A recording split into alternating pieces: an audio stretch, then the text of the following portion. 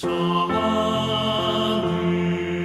황금길 나 올라갈 때에 시온산 언덕 위에서 시온산 언덕 위에서 수많은 천사들 날 인도하리라.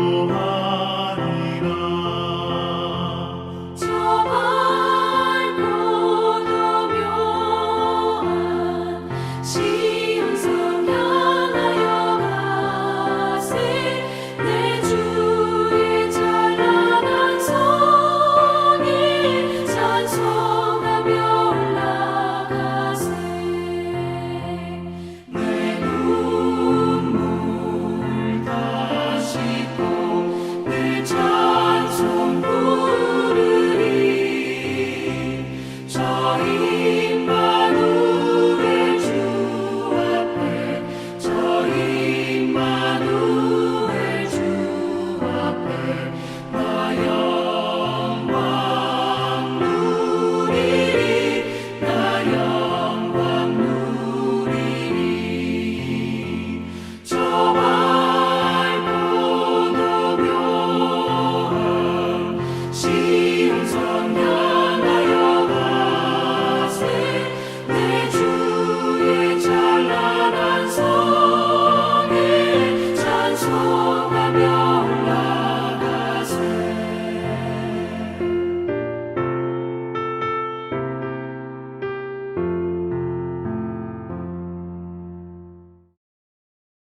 오늘 우리에게 주신 하나님의 말씀은 이사야 26장 8절에서 13절까지의 말씀입니다. 여호와여, 주께서 심판하시는 길에서 우리가 주를 기다려 싸우며 주의 이름을 위하여 또 주를 기억하려고 우리 영혼이 사모하나이다. 밤에 내 영혼이 주를 사모하여 싸운즉 내 중심이 주를 간절히 구하오리니 이는 주께서 땅에서 심판하시는 때에 세계의 거민이 을을 배움이니이다. 악인은 은총을 입을지라도 을을 배우지 아니하며 정직한 자의 땅에서 불의를 행하고 여호와의 위엄을 돌아보지 아니하는도다. 여호와여, 주의 손이 높이 들릴지라도 그들이 보지 아니하오나 백성을 위하시는 주의 열성을 보면 부끄러워할 것이라. 불이 주의 대적들을 사르리이다. 여호와의 주께서 우리를 위하여 평강을 베푸시오리니 주께서 우리의 모든 일도 우리를 위하여 이루심이니이다. 여호와 우리 하나님이시여, 주 외에 다른 주들이 우리를 관할하여 싸우나 우리는 주만 의지하고 주의 이름을 부르리이다. 아멘. 이스라엘의 대표적인 예언자인 이사야가 활동을 시작한 때는 아시리아가 고대 근동지역 여러 국가를 정복하고 강력한 통치를 하였던 때입니다. 당시 이스라엘과 유다는 커다란 위기에 봉착할 수밖에 없었습니다. 그때 이스라엘과 유다 통치자들이 선택한 방법은 이방 국가인 아시리아 왕에게 잘 보여서 좋은 관계를 유지하자라는 것이었습니다. 그래서 그들은 이방신의 제단을 예루살렘 성전 안에다 설치하였습니다. 성전의 문 하나를 폐쇄하기도 하였습니다. 참으로 안타깝고 어리석은 선택입니다. 그들은 나 이외에 다른 신을 섬기지 말라라고 하는 가장 기본적인 하나님의 말씀을 어기고 죄를 범합니다. 그들은 어떤 경우에도 해서는 안 되는 일을 행하였던 것입니다. 그래서 이때 이사야는 통치자들에게 나아가서 사람의 힘이 무서워서 하나님의 뜻에 반대되는 일을 하는 것이 얼마나 어리석고 두려운 일인지를 전합니다. 이사야는 하나님이 아니라 사람에게 보이기 위하여 살아가는 이들에게 분명히 하나님의 심판이 주어질 것이다 라고 힘써서 전합니다. 다만 이사야는 멸망 심판에 대한 예고 가운데서도 하나님께서 이스라엘 백성들의 탄식을 들으시고 구원하여 주실 것이라고 하는 것을 또한 동시에 예언합니다. 즉 하나님께서 아시리아를 물리쳐 주시고 백성들을 구원하여 주실 것을 예언합니다. 이사야는 앞선 1절에서 미래의 백성들의 입에서 들려올 노래를 듣습니다. 그날의 유다 땅에서 이 노래를 부르리라. 우리에게 견고한 성읍이 있으며 여호와께서 구원을 성벽과 외벽으로 삼으시리로다. 이사야는 하나님께서 하나님의 사람들에게 구원과 평화를 주시는 분이심을 선포하였습니다. 또한 하나님을 영원히 신뢰하는 자들에게 하나님은 영원한 반석이 되어 주심을 선포합니다.